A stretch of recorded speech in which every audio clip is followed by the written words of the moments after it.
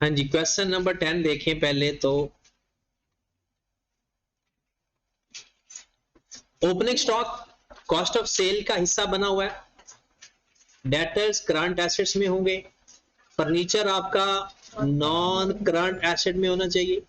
Plant भी non current asset में होना चाहिए। परचेज कॉस्ट ऑफ सेल के अंदर होनी चाहिए। बे receivable current asset. Carriage inward cost of sale उसमें प्लस होनी चाहिए। कैरेज आउटवर्ड अदर एक्सपेंस उसको हम लिख लेते हैं O E. Insurance paid other expense.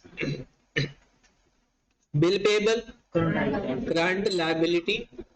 Return outward purchase return है, कॉस्ट ऑफ सेल में चला जाएगा। कैपिटल इक्विटी के अंदर। इंटरेस्ट रिसीव्ड अदर इनकम में चला जाएगा। सेल्स ये हमारी मेन इनकम है, रेवेन्यू। और ये कमीशन रिसीव्ड ये पूरा लिखा, ये अदर इनकम में चला जाएगा। और क्रेडिटर हमारी ग्रांट। ठीक होगी बात।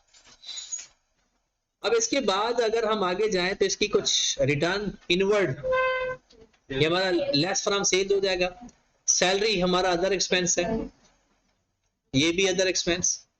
और ये हमारा करंट एसेट और ये भी हमारा, ये अपनी अपनी वो रिलेटिव वो जो है हेड्स हैं, रिलेटेड हेड्स में चले जाएंगे। इसके अंदर सिर्फ दो मेन एडजस्टमेंट थी। क्लोजिंग स्टॉक का तो आपका सीधा सीधा क्या होगा, कॉस्ट ऑफ सेल में से माइनस हो जाएगा और करंट एसेट में चला जाएगा। आउटस्टैंडिंग सैलरीज हैं तो ये जो 6000 है ऐड इन सैलरी और करंट लायबिलिटी। फिर wages outstanding add in wages और करंट लायबिलिटी। फिर इंश्योरेंस पेड इन एडवांस ये माइनस हो जाएगा इंश्योरेंस में से और करंट एसेट में चला जाएगा। इंश्योरेंस में से माइनस और करंट एसेट में जाकर ऐड हो जाएगा।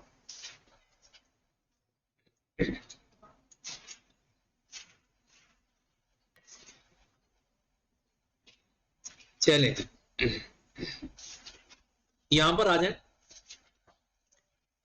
ये जो आपके पास एक ही सेंटेंस ये जैसे लिखा हुआ है ना, परचेज एंड सेल्स, तो बाय नेचर आपने आइडेंटिफाई करना है कि डेबिट साइड पर क्या चीज होती है और क्रेडिट साइड पर क्या चीज होती है। डेबिट साइड पर हमारी परचेज होगी क्योंकि हमारा एक्सपेंस होता है ये, और क्रेडिट साइड पर हमारी सेल्स होंगी क्योंकि ये इनकम है। फिर cash at bank, cash in hand, capital, drawings, office furniture और साथ उसकी अक्यूमुलेटेड डेप्रिसिएशन।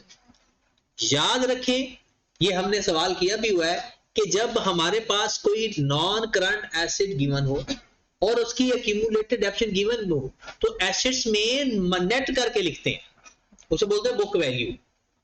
उसे क्या बोलते हैं, नेट बुक वैल्यू। तो जब भी क्वेश्चन के अंदर एसेट की वैल्यू भी बताई हो और उसकी अक्यूमुलेटेड डेप्रिसिएशन भी बताई हो तो हमने लिखना है 4900 माइनस 2000 करके, जब फर्नीचर के जो ऑफिस फर्नीचर के नाम से लिखेंगे। फिर आ गया रेंट,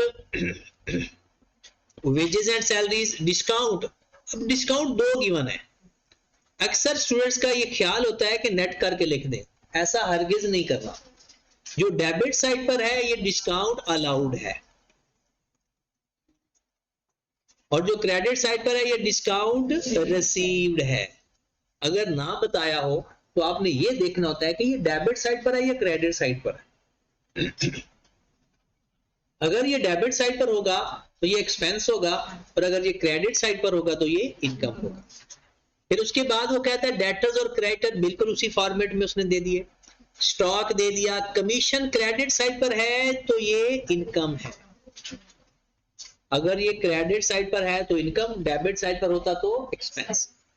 फिर वो कहता है डिलीवरी वैन और साथ उसने उसकी अक्यूमुलेटेड डेप्रिसिएशन भी दे दी।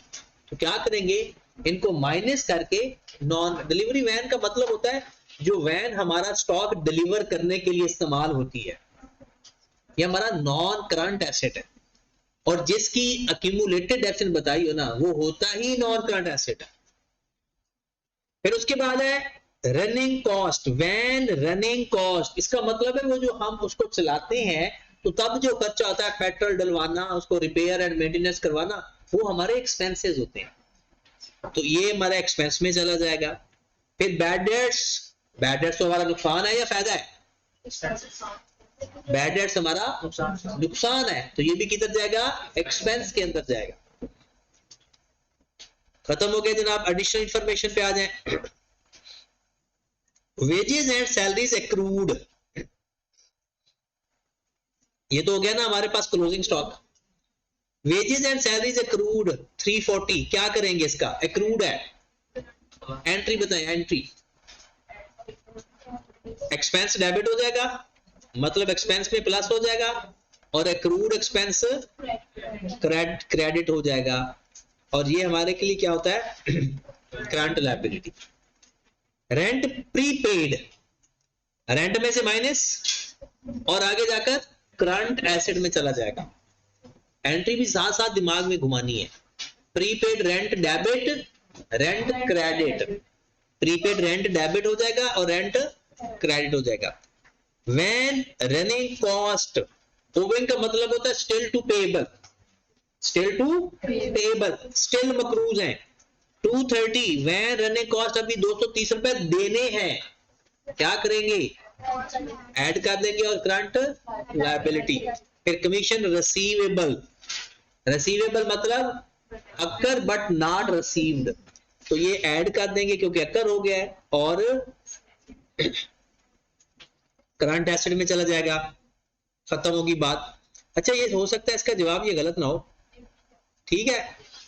चले, किसी एक सवाल का है ऐसा, वो पता नहीं कौन सा, यही है नेट प्रॉफिट में मसला। चले देख लेते हैं, फिर वो यही सवाल होगा। हम सवाल करते हैं तो सबसे पहले तो जनाब, ये ना लेट आना लॉ नहीं है अहमद भाई,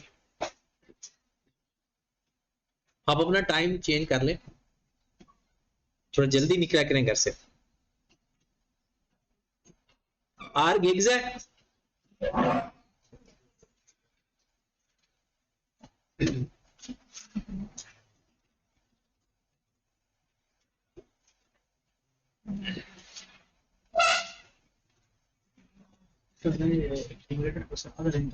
गलत किया, आंसर सेम आएगा लेकिन गलत किया। स्टेटमेंट ऑफ कॉम्प्रिहेंसिव इनकम, मैं बताता हूं उसकी वजह। फॉर द ईयर एंडेड, कौन सा ईयर एंड है हमारा भला? 28 फेब 2012। ये तो हमारा हो गया हेडिंग। अच्छा, वैसे आप लोग ना खवातीन खास तौर पे बहुत खूबसूरत क्वेश्चन करती हैं, उसका वो हेडिंग शेडिंग तो सारा कुछ, और पेपर में हमारा ना कंप्यूटर पे होना है, तो इसलिए वो जरूरी नहीं है। हाँ, आपको खुद आपकी प्रेजेंटेशन अच्छी है, ये मेडिकल के अंदर टाइम सेव किया करो बस, ठीक है? तो मेडिकल के अंदर तो शायद इसके मार्क्स मिलते होंगे, मतलब जब आप एफएससी कर रहे होंगे, लेकिन यहाँ पर कोई मार्क्स नहीं मिलना इसका, क्योंकि आप बस छोटा छोटा बारीक बारीक लिखने की आदत डालें, क्योंकि आपको पता तो चल गया है ना कि वर्किंग की सिर्फ एक शीट होती है, तो इसलिए आपको अच्छी बात है, लेकिन ये है कि अगर टाइम कम हो तो हाँ हो साफ सुथरा। साफ सुथरे से मुराद ये है कि लिखा हुआ ना नजर आना चाहिए बस।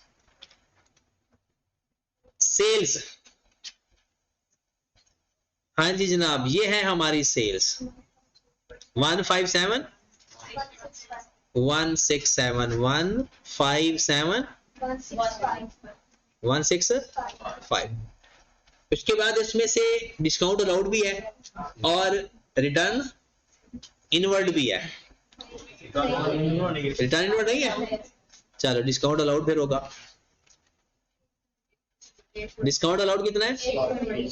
820।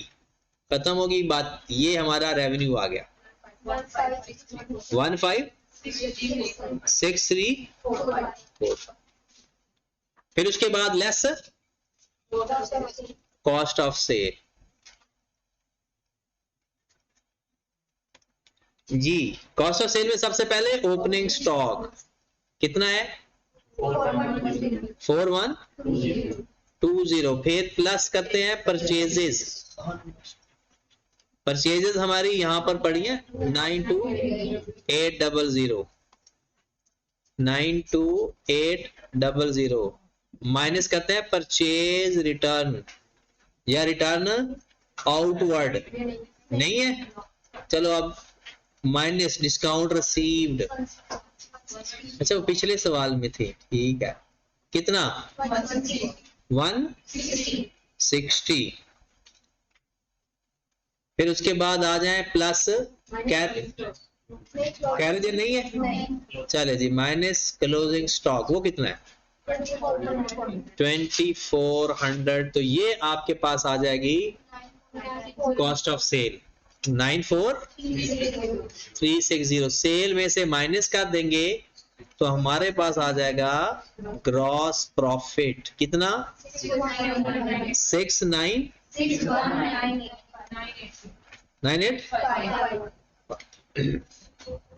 ग्रॉस प्रॉफिट आ गया। आगे क्या करना है, अदर एक्सपेंसेस या ऑपरेटिंग एक्सपेंसेस, लेस अदर या ऑपरेटिंग एक्सपेंसेस।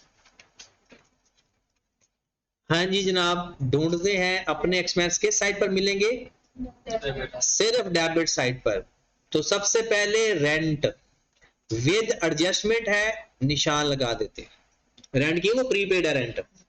फिर वेजेस एंड सैलरी, इसकी भी एडजस्टमेंट है। डेटर्स, फिर कमीशन है, इधर तो इनकम है। फिर है वैन रनिंग कॉस्ट, इसकी भी एडजस्टमेंट है। और फिर बैड डेट्स हैं, इसकी एडजस्टमेंट नहीं है, खत्म हो गया बात। तो जो एडजस्टमेंट वाले हैं वो एडजस्ट करके लिखेंगे और जो बगैर एडजस्टमेंट के हैं वो बगैर एडजस्टमेंट के लिखेंगे।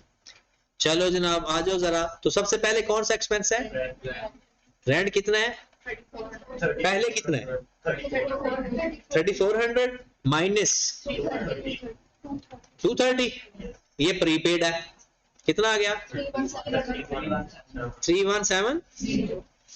फिर रेंट के बाद wages and salaries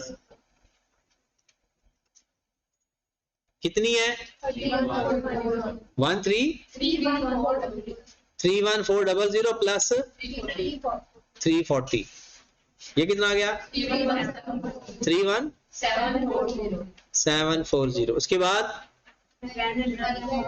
van running cost कितना 84 प्लस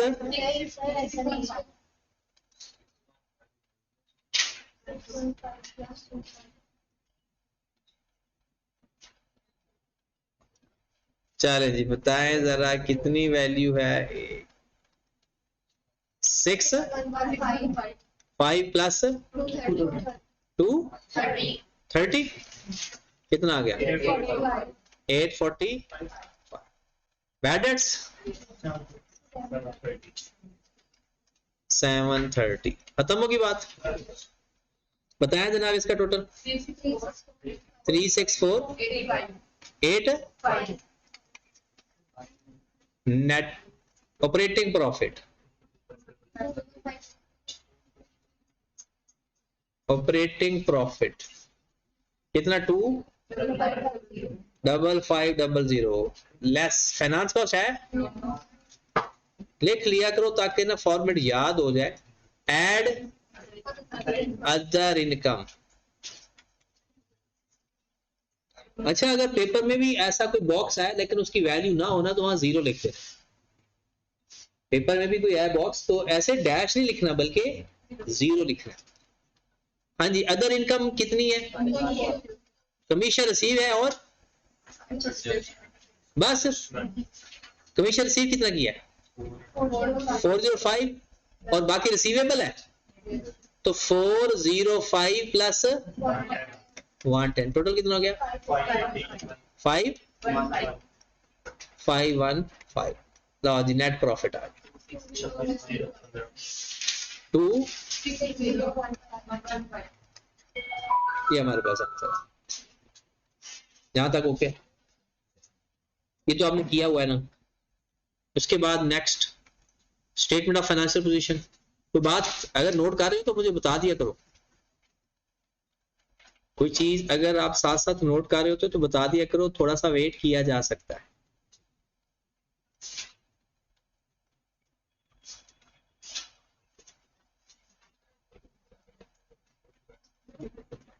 हाँ जी, हो गया नोट या भी चल रहा है?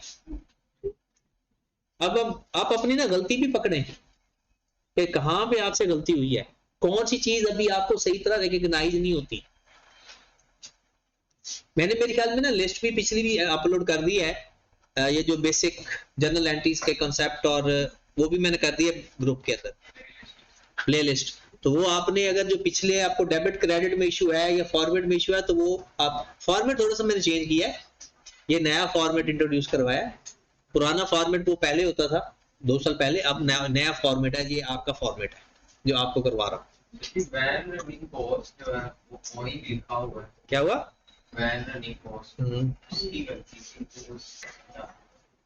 उसका मतलब होता है पेबल, मकरूज होना, मतलब काम करवा लिया आपने लेकिन अभी पैसे, तो वो पहले जो ऊपर उसकी कॉस्ट पड़ी थी उसमें ऐड कर दिया। हाँ जी, आज इसकी एसओएफपी पे चले। आर गिग्स स्टेटमेंट ऑफ फाइनेंशियल पोजीशन।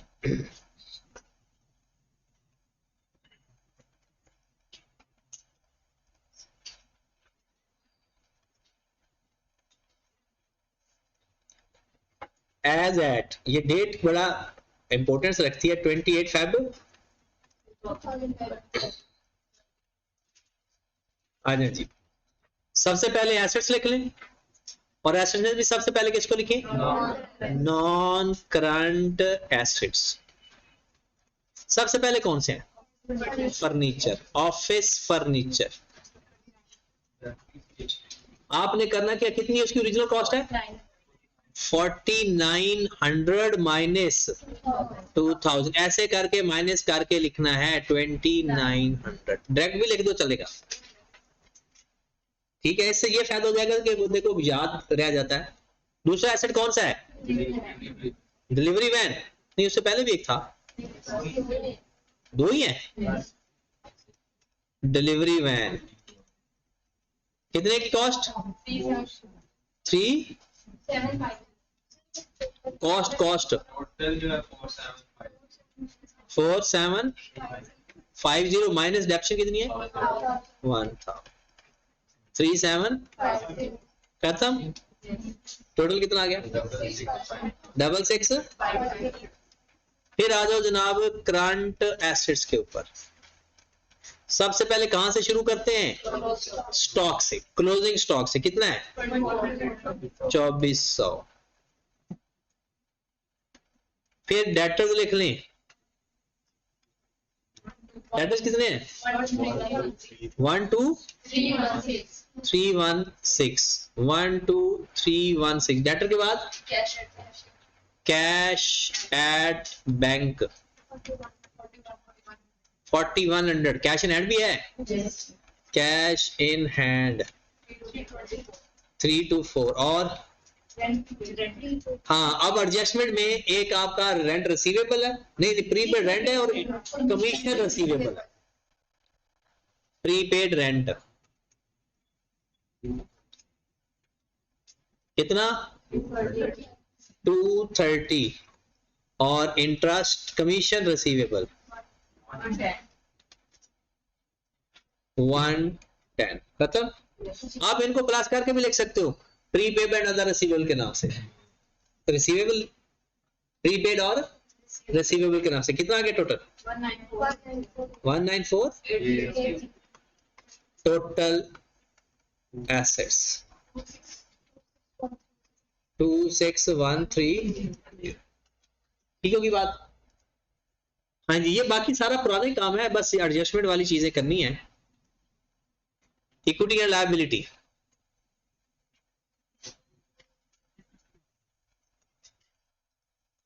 हाँ जी, इक्विटी में क्या क्या आता है?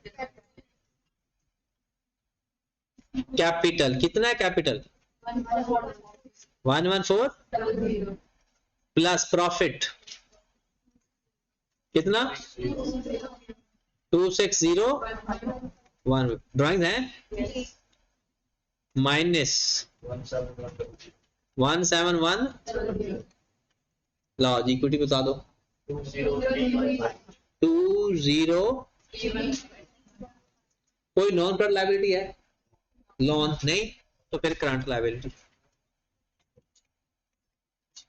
करंट लायबिलिटी में पहले तो आ जाएगा पेबल, क्रेडिटर्स कितना 5 to, फिर accrued wages and salaries, accrued wages and salaries कितना 320, 40, और एक रनिंग कॉस्ट भी है 230, और कोई है लायबिलिटी कितना आ गया 5, चलो जी total equity and liability and लेट 26। चलें जी बताएं अब कोई चीज इसमें से कहां पे गलती थी उसको पहचाने, इस कहां पे गलत था। ओके हो गया। चलो जी नेक्स्ट एडजस्टमेंट, एडजस्टमेंट नंबर 5। अच्छा एक अक्सर लोग ये समझ लेते हैं कि अगर उनका सवाल बराबर आ जाता है तो शायद ठीक समझ जाता है। ये सवाल बराबर आना जरूरी नहीं है। इस टॉपिक का नाम है प्रेजेंटेशन ऑफ फाइनेंशियल स्टेटमेंट। उसमें ये ख्याल रखना होता है कौन सी चीज कहां लिखनी है, किस हेडिंग में लिखनी है। अगर आप तमाम एसेट्स की जगह तमाम एसेट्स को एक्सपेंस में लिख दो, या कुछ एसेट एक्सपेंस में लिख दो या एक्सपेंस एसेट में लिख दो, आपका जवाब बराबर है, क्योंकि दोनों डेबिट होते हैं। कोई भी डेबिट वाली चीज किसी भी डेबिट नेचर वाली में लिख दो कि जवाब बराबर आएगा, सवाल गलत होगा। इसी तरह जो चीज क्रेडिट में लिखी हुई है ना, आप उसको किसी भी जगह 3 में से लिख दो, कैपिटल, लायबिलिटी, इनकम। क्रेडिट में दी हुई चीज को इन तीनों में से किसी जगह भी लिखोगे तो जवाब बराबर आएगा, क्योंकि आपने क्रेडिट को क्रेडिट में लिखा। लेकिन सवाल गलत होगा, क्योंकि प्रेजेंटेशन क्या कहती है, कौन सी चीज किधर लिखनी है। ये पूरा टॉपिक है इस चीज का। जैसे अगर आप अक्यूमुलेटेड डेप्रिसिएशन को अदर इनकम में लिख दोगे, जवाब बराबर आएगा, क्योंकि अक्यूमुलेटेड क्रेडिट साइड पर लिखा होता है। जवाब देख लेना बराबर आएगा, बट सवाल गलत होगा, क्योंकि अक्यूमुलेटेड डेप्रिसिएशन की असल जगह क्या है, एसेट में से माइनस होना। अच्छा उसकी नेचर क्या पता है? अक्यूमुलेटेड डेप्रिसिएशन की ऐसा होता है ना कि एक डेबिट नेचर, एक क्रेडिट नेचर, क्रेडिट नेचर होगी। ये किस हेड में आता है? नहीं, हेड कौन सा है 5 में से? एसेट, लायबिलिटी, इनकम, कैपिटल, या वो तो डेप्रिसिएशन एक्सपेंस होता है, और डेबिट साइड पर होता है, ये तो क्रेडिट साइड पर है। ये काउंट्रा एसेट इसे बोलते हैं। क्या बोलते हैं? कुछ ऐसे एलिमेंट्स होते हैं जिनका अपना कोई हेड नहीं होता, वो किसी का काउंट्रा होते हैं। तो ये बेसिकली इसे अगर आपसे भी कोई पूछे जिंदगी में अक्यूमुलेटेड डेप्रिसिएशन का हेड क्या है, तो काउंट्रा एसेट। इसका अपना कोई हेड नहीं है, ये एसेट में से ही माइनस होता है, एसेट को ही काम करता है। लो जनाब अगली एडजस्टमेंट आने लगी है, फिर जाग जाए 5 से 10 मिनट से ज्यादा नहीं, बस 5-10 मिनट आप एक्टिव रहे। आज की एडजस्टमेंट इतनी ज्यादा अच्छी नहीं है, और कल भी मैं कोशिश करूंगा कि बहुत ज्यादा जो मुश्किल है वो एडजस्टमेंट ना करो। हफ्ते वाले दिन पे वो जो एडजस्टमेंट जिसके बारे में लोग कहते हैं फाइनल अकाउंट मुश्किल है, वो सिर्फ 2 एडजस्टमेंट है जिसके लिए फाइनल अकाउंट बदनाम हो, और वो एडजस्टमेंट। लेकिन फाइनल अकाउंट ना बेसिकली बदनाम किस वजह से हुआ है? अंग्रेजी की वजह से। अंग्रेजी में लिखा होता है सारा सवाल, और हमें अंग्रेजी पढ़ के समझ नहीं लगती क्या करना है। लेकिन हमने भी इसकी मत मारनी है। हमने एक एडजस्टमेंट पढ़ लिया करेंगे एक दिन का, लेकिन समझ सारे ले। लेकिन कैसे? जैसे देखिए, मैं नाम नहीं लेना चाहता, वो रिकॉर्डिंग में नाम चला जाता है तो फिर वो सारी जिंदगी के लिए वो बंदा मशहूर हो जाता है कि चलो छुट्टी हो गई, 2 छुट्टियां होगी, 1 होगी, 3 होगी। मैं लेक्चर रिकॉर्ड करके आपके ग्रुप में शेयर करने का मकसद क्या है मेरा, कि जो बंदा अगर छुट्टी कर ले, किसी वजह से वो ना इशू हो जाए, तो कम अज कम उसको पीछे ना रहे। अगर फिर भी वो आकर कहे कि जनाब नहीं वो तो मैं कल छुट्टी पे था इसलिए काम नहीं किया, तो फिर उसके ऊपर आने वाली कुर्बानी वाजिब है कि उस कटे को कुर्बान कर दिया जाए।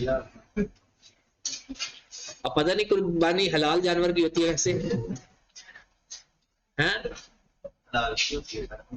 हाँ जी, तो आइंदा से ना अगर आपने छुट्टी कर ली है, चलो किसी भी वजह से, चलो वो नहीं बाज आ रहे हो, तो कम से कम ये काम करो कि कोई आपका लेक्चर मिस ना हो, कोई एक दिन भी आप पीछे ना रहे, बल्कि जिसको अकाउंटिंग में इशू आ रहा हो ना, तो वो सवाल 2 दफा किया करे, ये आपकी जिंदगी संवारेगी।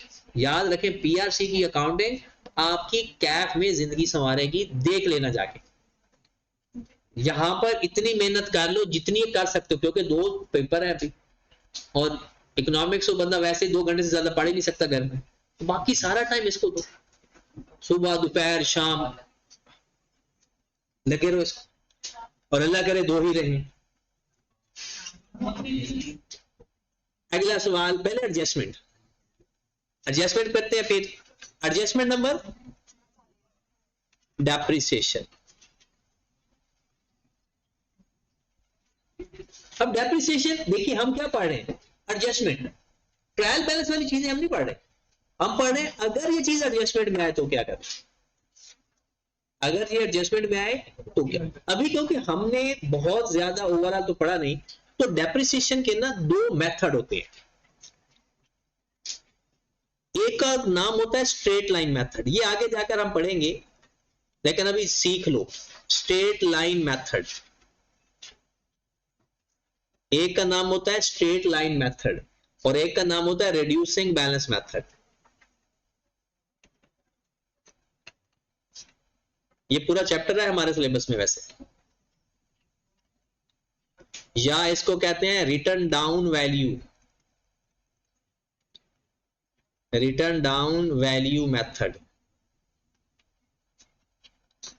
Return down value method, reducing balance method या रिटर्न डाउन वैल्यू मेथड। ये इसका मकसद क्या है, क्या करता है,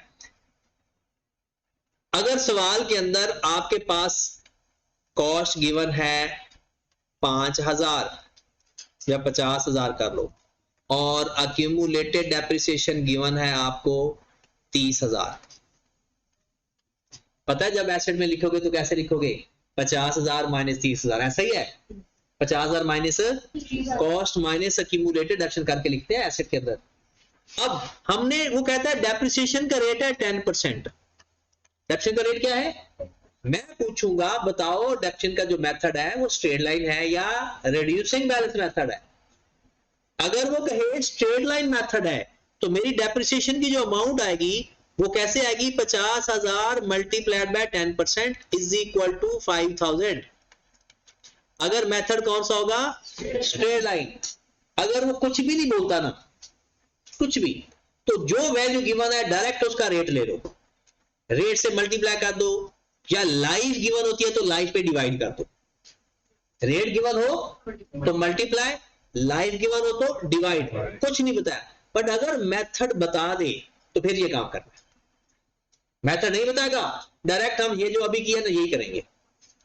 अगर वो कहता है कि जी नहीं मेथड तो आपका कौन सा है, रिड्यूसिंग बैलेंस मेथड, कहता है फिर आपने जब डेप्रिसिएशन लेनी है ना 10%, पहले जो पिछली सारी डेप्रिसिएशन ली हुई है वो माइनस करो, वैल्यू कितनी बच गई, इसका 10% लो, तो ये आपकी डेप्रिसिएशन आ जाएगी 2,000।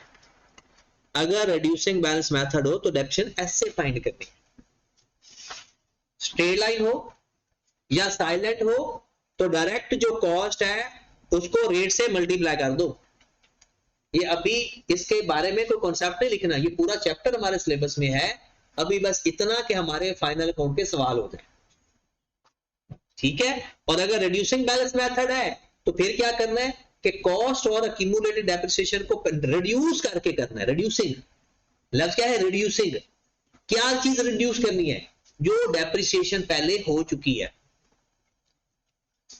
अब इस 5,000 के बारे में मैं बताता हूं, और ये 5,000 या 2,000 का स्टेटस सेम ही है चीज, ये इसे डेप्रिसिएशन ही बोलते हैं। तो ये 30,000 क्या है फिर, अगर ये भी डेप्रिसिएशन है वो भी तो अक्यूमुलेटेड डेप्रिसिएशन है, तो इन दोनों में फिर फर्क क्या हुआ। देखिए डेप्रिसिएशन का मतलब है इस साल हमारा एसेट इतना और पुराना हो गया या इतना और इस्तेमाल हो गया, और जो पिछला है इसका मतलब है हमने एसेट खरीदा था 50,000 का, वो इस्तेमाल होता होता 30,000 तक का इस्तेमाल इस साल से पहले ही हो चुका था और इस साल में मजीद 5,000 हो गया। तो जब साल का एंड होगा तो अक्यूमुलेट डेप्रिसिएशन 30,000 नहीं 35,000 होगी। अक्यूमुलेट डेप्रिसिएशन क्या होती जाएगी? अक्यूमुलेट। तो हर साल की डेप्रिसिएशन क्या होती जाएगी? अक्यूमुलेटेड डेप्रिसिएशन के अंदर ऐड होती जाएगी। इसके तो दो इफेक्ट होते हैं, ये तो मैंने एक बताया, अक्यूमुलेशन के अंदर ऐड हो जाएगी, एक बताया। दूसरा इफेक्ट किधर जाएगा? एक्सपेंस में जाएगा। डेप्रिसिएशन हमारा, और डेप्रिसिएशन का मतलब क्या है? एसेट की वैल्यू कम हो रही है तो ये फायदा है, नुकसान वाली बात है ना। एसेट इस्तेमाल हो ही जा रहा है, एसेट घसता जा रहा है, टूटता फूटता जा रहा है, तो जैसे जैसे एसेट की मार्केट वैल्यू कम होती जा रही है उसे तो डेप्रिसिएशन कहते हैं। इसका अगर आपने कभी उर्दू में मतलब पूछे ना तो वो कहते हैं ना फरसूदा, मतलब वो जो चीज पुरानी होती जाए उसको बोलते हैं। तो आओ जरा, अब ये तो मैंने थोड़ा सा कंसेप्ट समझाया कि डेप्रिसिएशन होती क्या। ये अगर आपको अभी तो डेप्रिसिएशन का पूरा चैप्टर पढ़ेंगे तो डिटेल में पढ़ेंगे, अभी सिर्फ इतना कि इसके दो मेथड होते हैं, स्ट्रेट लाइन मेथड और रिड्यूसिंग बैलेंस मेथड। अगर स्ट्रेट लाइन होगा तो कैसे डेप्रिसिएशन अप्लाई करनी है? ओरिजिनल वैल्यू के ऊपर। साइलेंट होगा तब भी ओरिजिनल वैल्यू के ऊपर। बट अगर रिड्यूसिंग बैलेंस कहेगा ना तो क्या करेंगे? पहले उसकी जैसे लिखते हैं ना, लिखते वक्त माइनस करते हैं, माइनस करके फिर पता चल गया, फाइंड कर लिया करोगे। आगे चलते हैं। फाइंड करने के बाद हम देखेंगे कि इसको किधर किधर लिखना है। एसओसीआई में कहां पर लिखना है और एसओएफटी के कहां पर। तो लो जनाब, एसओसीआई में इसको जाकर लिखना है अदर एक्सपेंसेस के अंदर। कहां लिखना है? अदर एक्सपेंसेस के अंदर। क्या कोई पहले से पढ़े होंगे? नहीं, ये जो फाइंड करोगे यही जाकर लिखने हैं अदर एक्सपेंसेस के अंदर, डेप्रिसिएशन के नाम से। एसओएफटी के अंदर एड इन accumulated depreciation या less from relevant asset,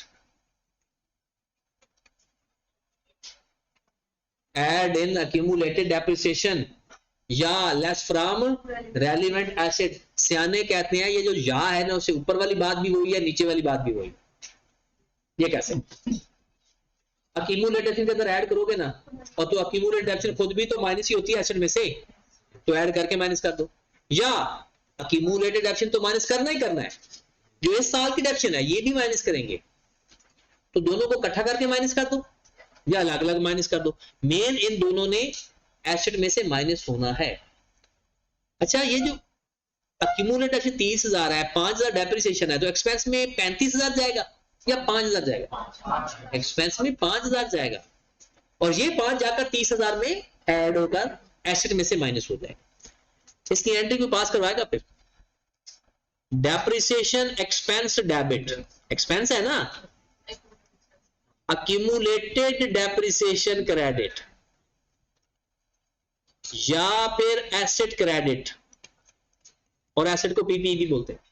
या तो एक्यूमुलेटेड डेप्रिसिएशन में ऐड कर दो या एसेट में से माइनस कर दो, जो आपका दिल करे, जो सिचुएशन गिवन हो। ये इसकी एंट्री है, depreciation debit, accumulated depreciation credit या एसेट क्रेडिट।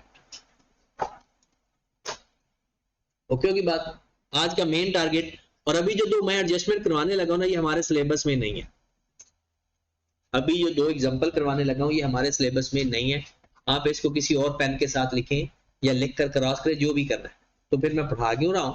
ये आईकॉम और बीकॉम में पढ़ाई जाती है, और सीए का बंदा आईकॉम को पढ़ा रहा हो और उसको पता ना हो, ये बेइज्जती है। कि अगर वो आपसे कोई सवाल पूछे सीए यानी आईकॉम वाला कि भाई साहब ये मुझे बताना एडजस्टमेंट, तो जी नहीं हमारे सिलेबस में नहीं है। सीए वाला तो ये बात बोलना ही गुनाह समझता है, पेपर आता ही आउट ऑफ सिलेबस है। जो पेपर आता है वो सिलेबस से बाहर तो आता है, तो हम ये कह ही नहीं सकते कि हमारे सिलेबस से बाहर है। हाँ, हमके जो पढ़ने का स्टाइल है ये है कि हम कुछ चीजें यहां पर पढ़ लेते, कुछ बाद में पढ़ते।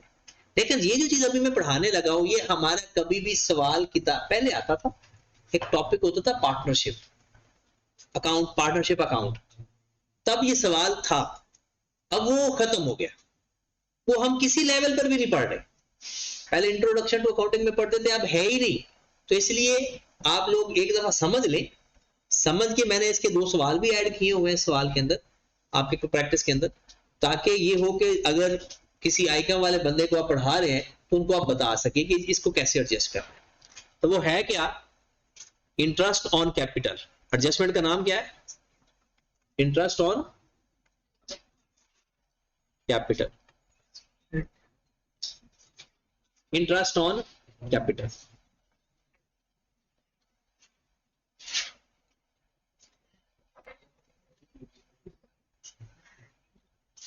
जो भी मैं पढ़ाऊंगा मैं इसकी जिम्मेदारी नहीं लेता, क्योंकि मेरे हिसाब से ये गलत है, लेकिन क्योंकि लिखा हुआ है किताबों के अंदर तो इसलिए आपने फिर इस तरह करना है। जैसे मैं फिर कर रहा हूं, आई कॉम के फाइनल अकाउंट में ये है, ठीक है, बी कॉम के भी फाइनल अकाउंट में है, आई कॉम में तो ये सवाल भी आ सकता है, लेकिन ये गलत तरीका है, इसको सही जज नहीं किया जा सकता। फाइंड करना गलत नहीं है, इसकी जो प्रेजेंटेशन है ना वो गलत है, ठीक है। इसलिए मैं बता देता हूं इंटरेस्ट ऑन कैपिटल होता क्या। आपने एक बिजनेस एंटिटी कॉन्सेप्ट पढ़ा होगा, याद है क्या था वो, all events and transaction of a business is separate from its owner। इसका मतलब है ये जो हम कैपिटल इन्वेस्ट करते हैं ना बिजनेस के अंदर, ये ओनर का पैसा होता है, बिजनेस को वो दे रहा होता है, ओनर का पैसा बिजनेस को दे रहा है, इसे बोलते हैं कैपिटल। अब अगर ओनर है ही सेपरेट बिजनेस से, वो इधर आ जाओ काके वापस बाद में कर लेना, जो कॉन्सेप्ट है वो मिस ना हो जाए आपका, ठीक है। क्या कैपिटल क्या होता है, ओनर का पैसा बिजनेस को देता है। अगर ओनर बिजनेस को ना दे, अगर सेपरेट है ना, बिजनेस एक आर्टिफिशियल पर्सन है, ओनर एक रियल पर्सन है, अब वो जो ओनर है वो अगर पैसा बैंक में जमा करवाता है तो बैंक उसे कोई रिटर्न देगा, उसके ऊपर कोई इंटरेस्ट देगा कि वो पैसा अगर वो बिजनेस में जमा करवा देता है तो उसके ऊपर उसको रिटर्न मिलता रहेगा। तो क्या बिजनेसमैन को जब पैसा बैंक में जमा करवाए कोई मेहनत करनी पड़ेगी, सुबह उठ के ऑफिस जाना पड़ेगा, अपने एम्प्लॉय को देखना पड़ेगा, कुछ भी नहीं, घर बैठेगा पैक खाई जाएगा। अब बिल्कुल ऐसे ही जब वो कहता है बिजनेस और ओनर है ही सेपरेट और ओनर बिजनेस को पैसा दे रहा है, उसके ऊपर इंटरेस्ट लेगा ओनर, उससे ये होता बुक्स के अंदर है बस, कि अगर मेरा पैसा किसी और जगह इन्वेस्ट होता तो वहां से मुझे रिटर्न मिल रहा होता, तो मेरा ये पैसे का रिटर्न है। तो कहता भाई प्रॉफिट भी तो आपका है, कहता प्रॉफिट तो मेरी मेहनत का है, मैं रोजाना आता हूं, एम्प्लॉय को हैंडल करता हूं, यानी जो अगर मैं यही बात कि किसी जगह जॉब करता तो मुझे तनख्वाह नहीं मिलती, तो प्रॉफिट तो मेरी बिजनेस के अंदर एक तरह की तनख्वाह है, तो मैंने जो पैसा दिया ना मैं उसके ऊपर इंटरेस्ट लूंगा, और वो इंटरेस्ट बिजनेस के लिए एक्सपेंस हुआ या इनकम हुआ, एक्सपेंस हुआ बिजनेस के लिए, लेकिन ऑनर के कैपिटल में इजाफा होगा या कमी होगी, क्योंकि ऑनर के कैपिटल में इजाफा होगा, क्योंकि उसके ऊपर जितना इंटरेस्ट आता जाएगा वो उसके अंदर ऐड करता जाएगा, उसके अंदर उसका कैपिटल बुक्स के अंदर बढ़ता जाएगा, इंक्रीज करता जाएगा, लेकिन होता ये बुक्स की हद तक है। इसका फायदा नुकसान वो पहले टैक्स वगैरह के मामला होते थे, लेकिन मॉडर्न अकाउंटिंग के अंदर ना उसने इंटरेस्ट ऑन कैपिटल को ना रिकॉर्ड किया हुआ है, लेकिन नेट प्रॉफिट से अलग कर दिया। इसको बोलते हैं अप्रोप्रिएशन अकाउंट, वो हमारे अब सिलेबस में नहीं, लेकिन हम फिर बात कह नहीं सकते कि हमारे सिलेबस में नहीं है, हम बताएंगे सही, समझ समझ के बता देते हैं। और वो मेरे ख्याल में होना चाहिए था, लेकिन अब उसने निकाल दिया पार्टनरशिप अकाउंट, पहले था हमारे सिलेबस में। Interest on capital, interest on capital, suppose अगर आपका कैपिटल 1 लाख है, वो कहता है जनाब इसके ऊपर मैंने ना जो मार्केट का इंटरेस्ट है 10% चार्ज करना है, इसका मतलब है अमाउंट आ जाएगी 10,000। इसमें 10,000 को कहां कहां पे लिखूंगा, अदर एक्सपेंस में लिख दूंगा और कैपिटल में ऐड कर दूंगा। एक्सपेंस में क्यों लिखूंगा, क्योंकि बिजनेस के लिए तो ये एक्सपेंस है ना, क्योंकि बिजनेस है तो ऑनर को ये देना है और देना नहीं है एक्चुअल में, फिर उसके कैपिटल में ऐड करते। जो एक्सपेंस दे ना उसे लायबिलिटी कहते हैं, जो एक्सपेंस ना दे उसे लायबिलिटी तो बोलते हो ना, जो एक्सपेंस पे ना करें। तो कैपिटल भी तो एक तरह की दूर अंदेशी से लायबिलिटी होती है, क्योंकि ऑनर से पैसा लिया हुआ कैपिटल कहलाता है, किसी और से पैसा लिया हुआ लायबिलिटी कहलाता है, और दोनों एक ही साइड पर होते हैं, कैपिटल भी और लायबिलिटी भी, तो दोनों की नेचर तो सेम होती है। चलो ये बातें अगर आपको नहीं समझ आती तो ना सही, क्योंकि बहुत बंदा आगे निकल जाता है। अब आए सिंपल यहां पे कि आपने इंटरेस्ट ऑन कैपिटल जब भी गिवन हो अमाउंट फाइंड करनी है। एसओसीआई के अंदर अदर एक्सपेंस, ये बस आईकॉम की हद तक है, और एसओएफपी के अंदर एड इन कैपिटल, कैपिटल में इजाफा हो गया, ऑनर के कैपिटल में उसको जो इंटरेस्ट मिला वो उसके कैपिटल में इजाफा कर अदर एक्सपेंस में। और इसकी एंट्री कौन बनवाएगा? Adjusting entry. इंटरेस्ट और कैपिटल डेबिट, इंटरेस्ट एक्सपेंस हो गया ये, और कैपिटल क्रेडिट। अभी ले नहीं रहा, अभी लिया नहीं, जब निकालेगा फिर ड्राइंग्स। अभी उसके कैपिटल में ऐड हो गया, जब ड्राइंग्स करेगा तो ये बात एडजस्टमेंट समझ लग गई। इंटरेस्ट ऑन कैपिटल का क्या करेंगे? फाइंड करके एक्सपेंस में लिख देंगे और कैपिटल में जाकर ऐड कर देंगे। डन। आगे आ जाओ, इंटरेस्ट ऑन ड्राइंग्स। ये तो हो गया ना इंटरेस्ट ऑन कैपिटल। अगला सवाल क्या है? Interest on drawings. अच्छा जी, इंटरेस्ट ऑन ड्राइंग्स। ड्राइंग होती क्या है? ऑनर ने पैसा बिजनेस से निकाला, अगर वो जो पैसा देता है इंटरेस्ट लेता है, अब निकालेगा तो फिर बिजनेस को इंटरेस्ट पे करना पड़ेगा। फिर बिजनेस भी कहेगा कि भाई साहब तू मुझे बैंक की एग्जांपल देता है, फलाने की एग्जांपल देता है, जहां तू पैसे जिससे लेगा वो आपको इंटरेस्ट चार्ज करेगा। तो जब बिजनेस से पैसा निकालेगा उसके ऊपर भी इंटरेस्ट चार्ज, जब इंटरेस्ट ऑन कैपिटल होगा ना तो फिर इंटरेस्ट ऑन ड्राइंग्स भी जरूर होगा। तो वो बिजनेस के लिए क्या होगा? जवाब, बिजनेस के लिए क्या होगा? तो ध्यान किधर है आपका? वो ये बंदा है, इधर ध्यान दो, फुल टाइम ध्यान रखा करो यार। इतने बड़े बड़े कॉन्सेप्ट हैं, आप लोग ध्यान नहीं दोगे तो काम खराब हो जाएगा। देखिए बात हो रही थी इंटरेस्ट ऑन ड्राइंग्स की। Interest on drawing, interest on capital की समझ लगी? वो क्या होता है कि हमने पैसा बैंक बिजनेस को दिया, उसके ऊपर इंटरेस्ट चार्ज कर रहे हैं, तो बिजनेस का एक्सपेंस हुआ, बिजनेस का, और हम कैपिटल में वो अमाउंट ऐड हो जाएगी। अब बात हो रही है इंटरेस्ट ऑन ड्राइंग्स की। Interest on drawing, adjustment number 7, interest on drawings जी। अब इंटरेस्ट ऑन ड्राइंग्स में ये होगा कि सपोज दैट आपने बिजनेस में से 20,000 निकाला, कहता भाई साहब मैं इसके ऊपर ना 5% इंटरेस्ट चार्ज करूंगा। तो जितना इंटरेस्ट बनता है कितना बन गया? 1,000। कहता भाई साहब ऐसा करो कि ये जो 1,000 बनेगा इंटरेस्ट बिजनेस के लिए इनकम है या एक्सपेंस है? क्योंकि बिजनेस ने अब ओनर को चार्ज किया, ठीक है, तो ये कैपिटल में प्लस होगा या माइनस? क्योंकि उसके कैपिटल को ये कम कर देगा। तो या कैपिटल में से माइनस कर दो या ड्राइंग्स में ऐड कर दो। तो ड्राइंग में ऐड होगा तो फिर ड्राइंग भी तो कैपिटल में से अल्टीमेट माइनस ही होती है। तो जनाब इसका चेक कर लें, फिर एसओसीआई के अंदर अदर इनकम होगा ये, और एसओएफपी के अंदर लेस फ्रॉम कैपिटल या एड इन ड्राइंग्स। जनरल एंट्रीज कौन करवाएगा? Drawings debit, interest on drawings, on drawings credit. एक इनकम है 1,000 से जो भी अमाउंट आएगी। लो जरा 3 एडजस्टमेंट आज हमने सीखी और पिछली रिवाइज करनी है, 7 होगी टोटल, और हमने कहा है कि टोटल 13 से ज्यादा नहीं पढ़ेंगे। उसके बाद तो पढ़ते ही रहेंगे ना, और तो बहुत कुछ पढ़ना है इसमें। फाइनल अकाउंट के अंदर तो जिंदगी हलाल हो जाती है। लेकिन अभी तक जो पढ़ा है हमने उसमें क्या क्या पढ़ा है? एक चीज पढ़ी, प्रीपेड एक्सपेंस। नोट कर लिया? ये भी कर रहे हो?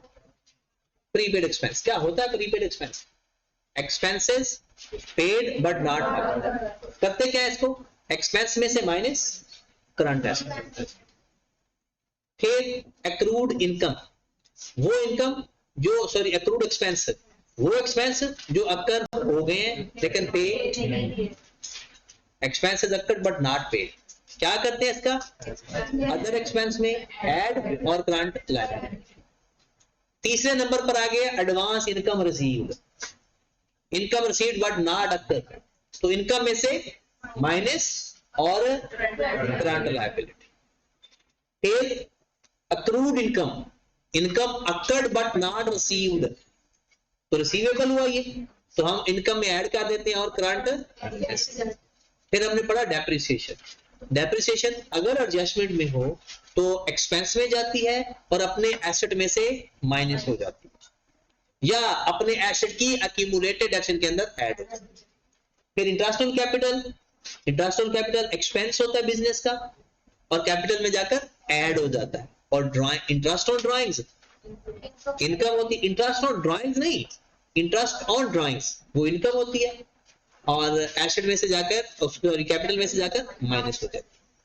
इसके सवाल करते हैं बिल्कुल वैसे ही जैसे कल का पैटर्न था हमारा। टोटल इसके 3 सवाल हैं जो आज हमने एडजस्टमेंट पढ़ा, जिसमें एक सवाल मैं करवाऊंगा और फिर इसको मिला के आपने 2-3 सवाल टोटल करने होंगे। क्वेश्चन नंबर 13 पे आ जाए। ये ना कहना कि मैं आसान आपको सवाल करवा देता हूँ, जो मेरे सामने आ रहा है मैं वही करवा रहा हूँ। मुश्किल मुझे नहीं पता कौन सा मुश्किल है,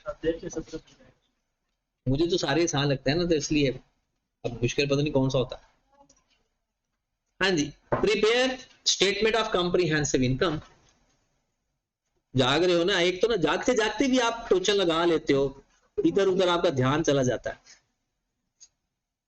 Prepare a statement of comprehensive income for the period ended December 2015 and balance sheet as that date for the following trial balance of Naseem Trading Company। नाम तो अच्छा है। ओपनिंग स्टॉक, अब ये पता है ना किधर किधर जाता है। Opening stock, cash in hand, cash at bank, purchase. पहले देखते हैं कोई नया नाम ना आए। Return inward, wages, fuel and power. अच्छा, ये जो कुछ स्टडीज ऐसी हैं जैसे आईकॉम या बीकॉम या वहां पर ना ये जो वेजेस और फ्यूल एंड पावर है ना कॉस्ट ऑफ सेल में ऐड किए जाते हैं, और ये किसी हद तक बात ठीक भी होती है। जब हम कॉस्ट अकाउंटिंग पढ़ेंगे ना तो उसके अंदर वेजेस को हम कॉस्ट ऑफ सेल के अंदर ऐड करें, इनकम स्टेटमेंट के अंदर, वहां पर जब उसकी इनकम स्टेटमेंट बनाएंगे। लेकिन अभी नहीं, फाइनेंशियल अकाउंटिंग में आप रहने दें, लेकिन ये वेजेस कॉस्ट ऑफ सेल में अगर आप ऐड कर दोगे तो ये भी गलत नहीं होता, ये भी किसी हद तक ठीक होता है। तो अभी हम नहीं कर रहे, हम जाकर इसको देख लेंगे आगे जाकर। कैरेज ऑन सेल्स क्या होता है भला? कैरेज ऑन सेल्स, कैरेज इन या कैरेज आउट? कैरेज आउट या कैरेज ऑन, तो ये किधर जाएगा? Other expense. Carriage on purchase, ये जाएगा कॉस्ट ऑफ सेल के। उसके बाद बिल्डिंग आ गई, नॉन करंट एसेट। फिर free hold land, non current asset. Machinery, patent, ये भी नॉन करंट एसेट्स होते हैं, इनटेंजिबल। फिर salary, journal expense, drawings, insurance, debtors, sales, return outward, कोई भी और नई चीज नहीं है। रेंट क्रेडिट साइड पर है तो क्या हुआ? आओ जरा अपनी एडजस्टमेंट में चलते हैं। पहली एडजस्टमेंट, स्टॉक 136,000। पता है स्टॉक का क्या करते हैं? कॉस्ट ऑफ सेल में से माइनस। अभी तक मैंने वैसे बताया नहीं ऐसा करते क्यों है, अब बता दूंगा कभी ना कभी। वेट, कब बताना था? परसों नहीं, परसों तक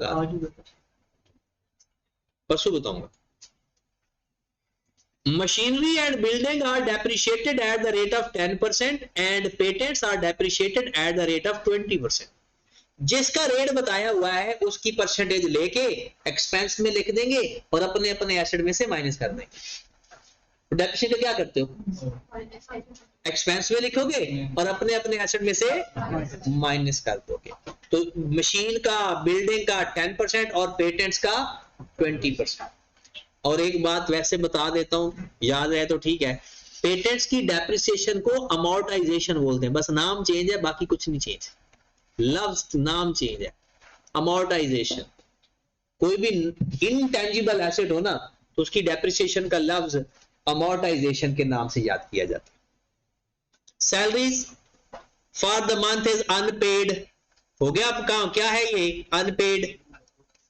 एक्रूड एक्सपेंस क्या करेंगे, सैलरी में ऐड और करंट लायबिलिटी, सैलरी में add current liability. Insurance paid in advance, insurance में से माइनस करंट एसेट, इंश्योरेंस में से minus current asset. Rent receivable accrued but not received, क्योंकि रेंट हमारी इनकम है, इनकम हो गई है लेकिन अभी तक मिली, तो इनकम में ऐड और करंट एसेट, क्योंकि रिसीवेबल कोई भी हो। उसके बाद ये एडजस्टमेंट नंबर 6 हुई। फिर चार्ज इंटरेस्ट ऑन कैपिटल 10% और ड्राइंग्स 5%, मतलब जो कैपिटल की अमाउंट है उसका 10% लेंगे, एक्सपेंस में भी लिखेंगे, कैपिटल में भी ऐड करेंगे, और जो ड्राइंग्स है उसका 5% लेंगे, ड्राइंग्स में भी लिखेंगे और अदर इनकम में भी। ठीक है, करते हैं स्टार्ट। बिस्मिल्लाह करें जनाब। ये एक अच्छा सवाल है वैसे तो। हार्ड आपने इसका प्रिंट ले लिया? मैंने कहा था इसका प्रिंट लाजमी लेना है ताकि वैल्यू मुझे बताते हुए आपको आसानी हो। प्रिंट सबके पास होना चाहिए, 4-5 पेज है, इसका प्रिंट ले लेना। Naseem trading company,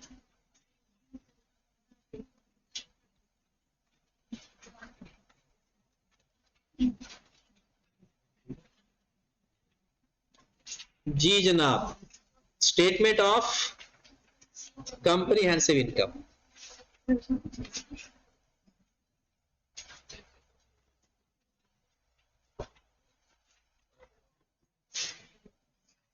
for the year ended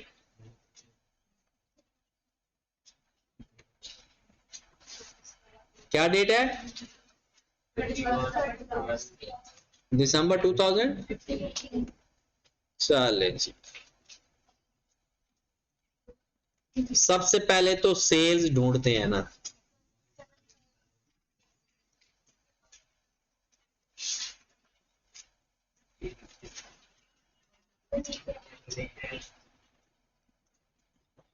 one 197560 19756 से रिटर्न है, ढूंढो जरा से रिटर्न, डेबिट साइड पर मिलेंगी, रिटर्न इनवर्ड के नाम से। रिटर्न इनवर्ड कितना? 311367। क्या डिस्काउंट अलाउड है? डिस्काउंट अलाउड को यहाँ पर लिखते हैं या अदर एक्सपेंस में लिखते हैं, ये भी ख्याल रखना है। तो यहाँ पर ना लिखा हो ना तो कोई बात नहीं, तो फिर अदर एक्सपेंस में होगा। कितना आ गया total? 196,200 less cost of cell.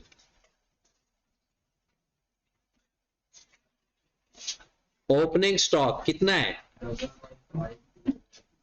115,200 plus करते हैं हम इसके अंदर परचेजेस 813500। मिल रही है ना चीजें अपने सवाल से?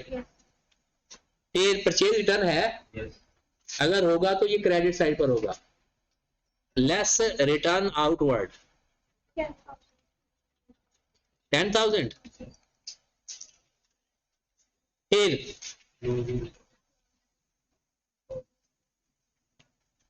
बस कैरेज नहीं है, carriage on purchase, carriage on purchase, carriage ये नहीं तो होता है, कैरेज इन प्लस कैरेज इन कितना?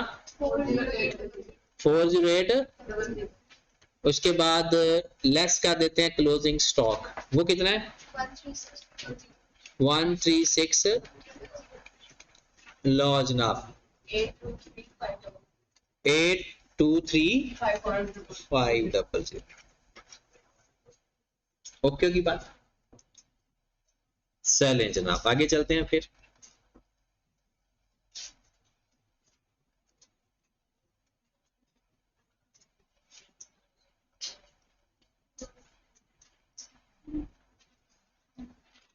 ग्रॉस प्रॉफिट आ गया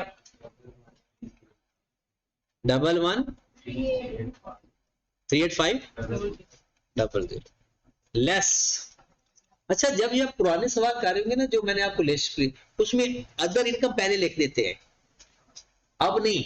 क्योंकि हमें पेपर के अंदर ना ऑपरेटिंग प्रॉफिट पहले सिर्फ फाइंड कर देते थे नेट प्रॉफिट, फिर इसको जहां मर्जी लिख देते थे, लेकिन अब ऑपरेटिंग प्रॉफिट चाहिए होता है। ऑपरेटिंग प्रॉफिट के लिए अदर इनकम अलग करनी पड़ती है। तो इसलिए पुराना जो है ना, जो आपका पैटर्न है वो आपने फॉलो नहीं करना, बस सवाल वहां से पिक करें, तो मेन पैटर्न यही फॉलो करना है, लेस ऑपरेटिंग या अदर एक्सपेंस। हाँ जी, लिस्ट बता दो पहले कौन सी है, वेजेस, क्या एडजस्टमेंट है उसकी, नहीं है तो फिर एडजस्टमेंट देख ले कि है किस किस की। एक तो डेप्शन या सैलरी की है, इंश्योरेंस की है और रेंट की है। वेजेस कितनी है, 169,600, फिर फ्यूल एंड पावर कितना, 946, फिर कैरेज आउट या कैरेज ऑन सेल्स एक ही बात है, कैरेज ऑन या कैरेज आउट कितना, 64,000, फिर सैलरी की एडजस्टमेंट है, सैलरी लिखी कितनी हुई है, 300,000 प्लस 30,000 एडजस्टमेंट में, तो कितना हो गया 330,000। फिर सैलरी के बाद इंश्योरेंस वो कितनी है, 1 माइनस 13,000, एडवांस भी है ना, तो माइनस कर दिया कितना 919,000। इंश्योरेंस के बाद कौन सा एक्सपेंस है, रेंट तो इनकम है, जनरल एक्सपेंस है,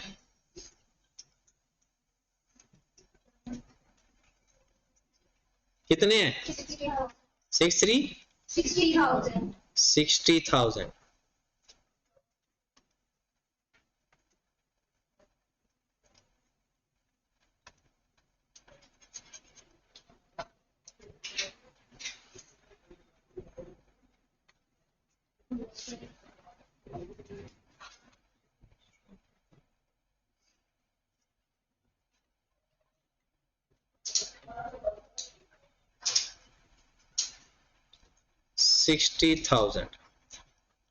चले जी नेक्स्ट,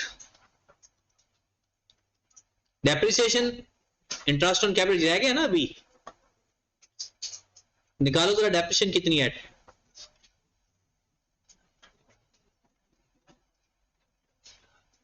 डेप्रिसिएशन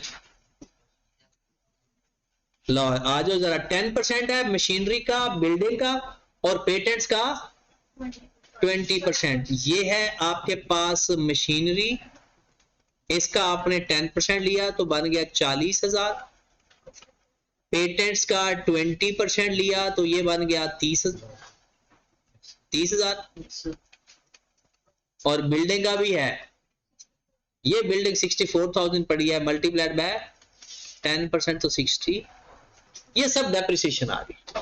आप सारी डेप्रिसिएशन अलग अलग करके भी लिख सकते हो, प्लस करके भी लिख सकते हो, ठीक है, depreciation of building, depreciation of machinery, depreciation of patents अलग अलग भी लिख सकते हो, प्लस करके भी लिख सकते हो। तो प्लस करो तो कितना बनता है 134,000, इन तीनों को प्लस करके बताओ जरा,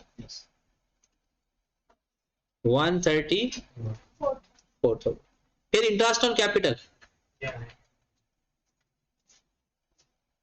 10% है कैपिटल का, 10% है कैपिटल का, तो भाईजान ये आपका कैपिटल पड़ा है, इसका 10% है, तो मल्टीप्लाइड बाय 124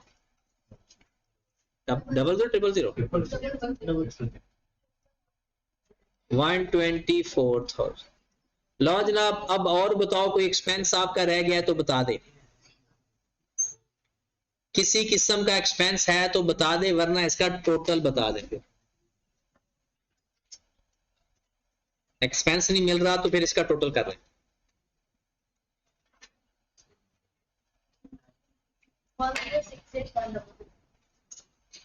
1068 चेक कर लीजिएगा जरा, यही है।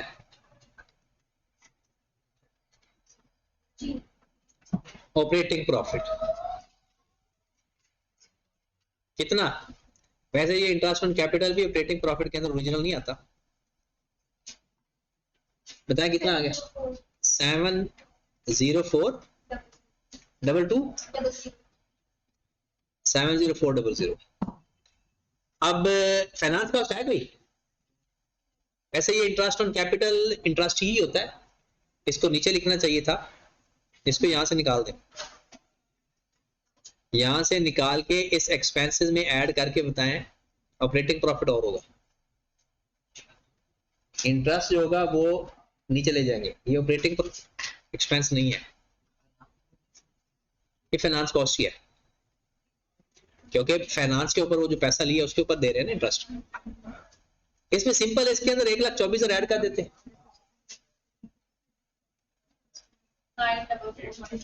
नहीं एक्सपेंस की बात करूं कितने, 124 प्लस 1068100 कर दो, क्या 119, अच्छा नहीं पहले इसमें ऐड किए हो ना, हाँ तो इसमें से माइनस कर दे, 1068100 में से 1,24,000 माइनस कर दे, 944,100, अच्छा इसमें ऐड करना था 19 यही आएगा, कितना आ रहा है प्रॉफिट, कितना आ रहा है,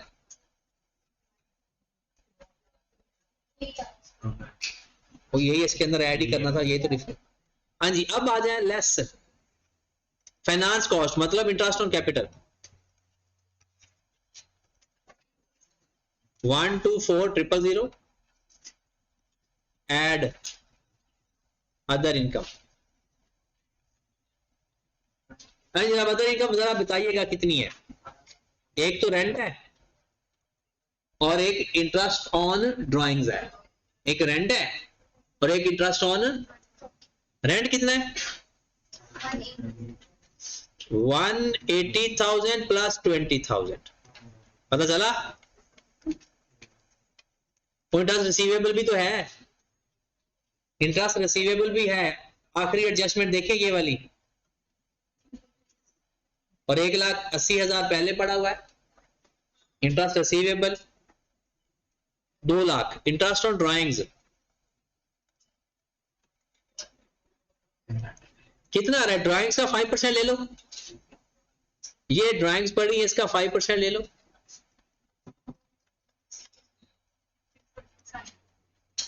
600, लो जी अदर इनकम आ गया हमारे पास 2,006,00, क्या देखना, थोड़ा सा क्या हुआ है,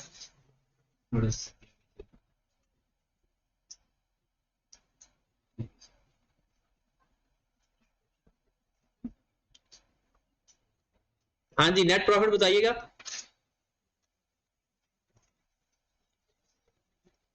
जी नेट प्रॉफिट क्या, इसमें ये माइनस और ये प्लस, 271, ये हमारा नेट प्रॉफिट। हाँ जी, फाइनेंशियल पोजीशन पे चले, कोई नोट कर रहा है तो बताएं, फिर आगे चलते हैं।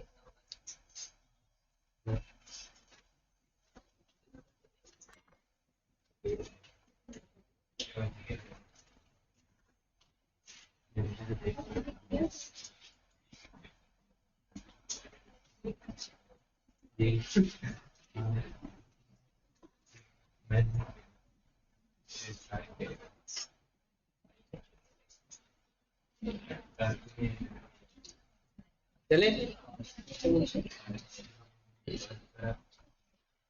स्टेटमेंट ऑफ फाइनेंशियल पोजीशन की पहले हेडिंग कौन लिखवाएगा, नसीम ट्रेडिंग कंपनी है,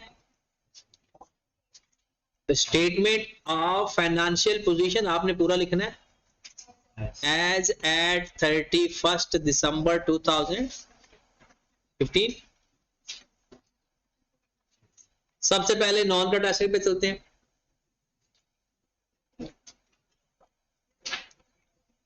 सबसे पहले ना लैंड लिख लेते हैं। कितनी है लैंड की वैल्यू?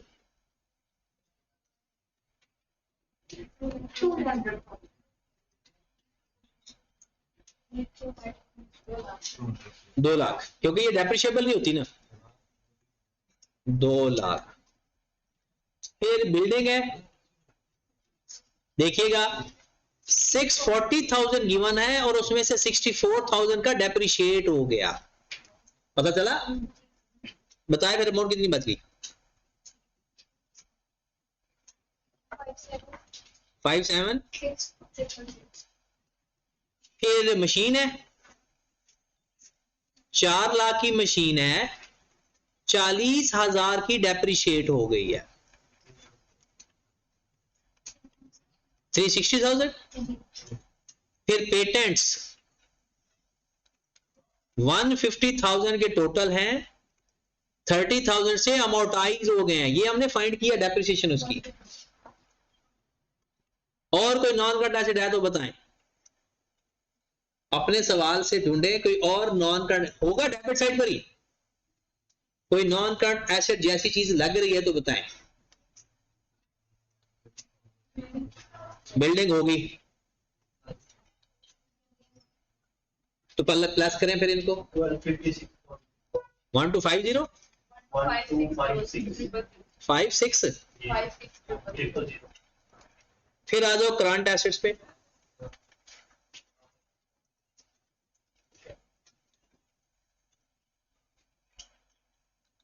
स्टॉक, सबसे पहले स्टॉक कितने? 136,000। डेटर्स, डेटर्स कितने हैं?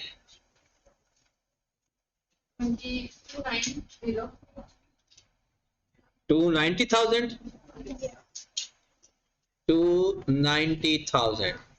आपने इसको इकट्ठा लिख लिया करो, प्रीपेड एंड अदर रिसीवेबल। एक 13,000 से इंश्योरेंस प्रीपेड है और 20,000 से रेंट रिसीवेबल है। और एडजस्टमेंट की बात कर रहा हूं मैंने, प्रीपेड रेंट और इंश्योरेंस रिसीवेबल को इकट्ठा लिख दिया। आप पेपर में भी ऐसा कर सकते हो, बट अगर इनके अलग अलग बॉक्सेस हो तो फिर अलग अलग लिखेंगे। कितना आ गया? 133,000। फिर कैश एंड बैंक है, वो बैंक में कैश है। बैंक का कितना है? 52600 और कैश इन हैंड 10800। और कोई करंट एसेट, कोई बिल रिसीवेबल, कोई इस तरह का कोई एक्सपेंस प्रीपेड, तो फिर इसका टोटल करके बता दो। 522400 टोटल एसेट्स कितना? क्या 1778 400 एसेट हो गए। अब भाग के चलो इक्विटी या लायबिलिटी पे।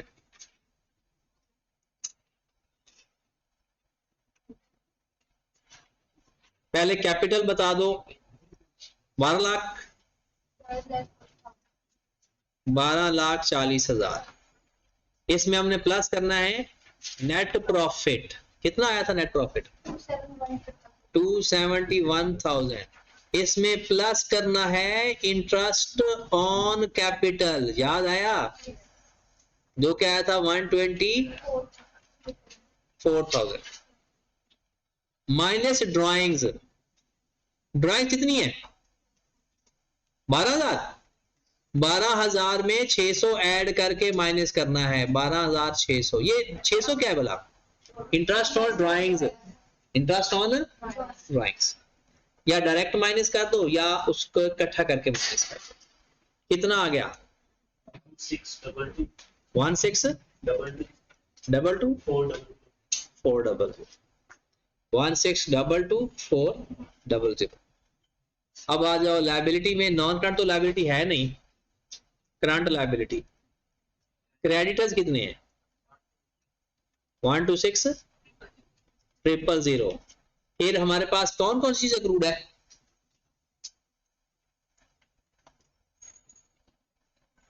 30,000 से तो सैलरी थी, बस सैलरी है, सैलरी अक्रूड 30,000। और कोई लायबिलिटी? 156। लो जी टोटल कर दो, 177,84,00। 177। ठीक होगी बात? चले, तो ये क्वेश्चन आपका कंप्लीट हो गया और आपने अब करना ये है कि क्वेश्चन नंबर 14, 13, 14, 15 ये दोबारा करना, ताकि आपका वो जो किया हुआ सवाल दोबारा करने से बंदे का हाथ खुल जाता है। और फिर 14 और 15 ये 2 सवाल करके आने, और सवाल छोड़ के नहीं आना कि लिखने के रफ पे किया है, रफ पे किया तो रफ ले आया करो साथ ही, ठीक है? सवाल आपके पास मौजूद होना चाहिए चाहे किसी भी हालत में। तो कल इंशाल्लाह बाकी फिर आगे पढ़ेंगे।